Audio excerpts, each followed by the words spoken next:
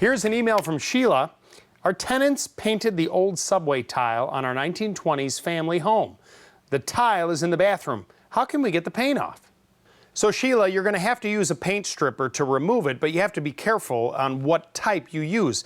This is called citrus strip, and it is a citrus-based paint stripper. It's not as harsh as the chemical-based ones, so you go ahead and paint that onto the surface.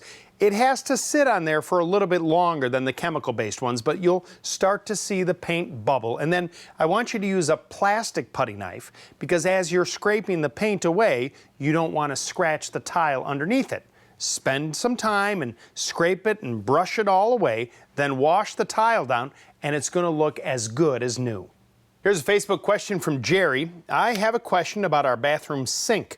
When you walk in the bathroom on our second floor, it smells from the sink drain or the overflow drain. I'm not sure. We've done everything we know how to get rid of that smell, but nothing seems to work. Any ideas? Well, Jerry, I bet you haven't tried this. Pine Sol and a little pipe scrub brush. See, the problem with that odor that you have, it's coming from the drain under the pop-up. You need to take that pop-up out of the drain, pour a little Pine Sol, like a quarter cup. Then take this pipe cleaner and clean the side walls of the drain. And you need to get all the way down to the P-trap. That's what's holding the water so you don't smell the sewer smell. Rinse that out, and I guarantee you the smell is gone. You're welcome. Here's a Facebook question from Gerhard. I'm thinking of installing random planks in different size widths, 3, 4, 5, and 3/4 inch solid hickory. Should I be concerned with the different sizes of wood expanding and contracting differently?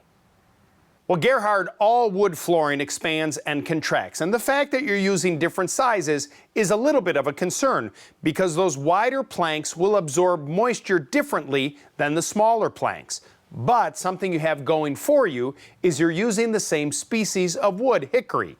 Here's the trick. Take all that flooring and get it into the space that you're going to install the floor in and let it get seasoned to the ambient temperature and moisture in that room for at least 2 weeks. Then use a good moisture barrier, install it, finish it, and enjoy. Here's an email from John. We have what looks like black mold in our dishwasher and on the faucet where the water comes out. Is this mold, and how do we stop it or treat it? We don't have signs of mold anywhere else. We clean it, but it just keeps coming back. All right, John, so mold and mildew is not anything to kind of mess around with, but you do need to know that there's about 1,000 different strains of mold.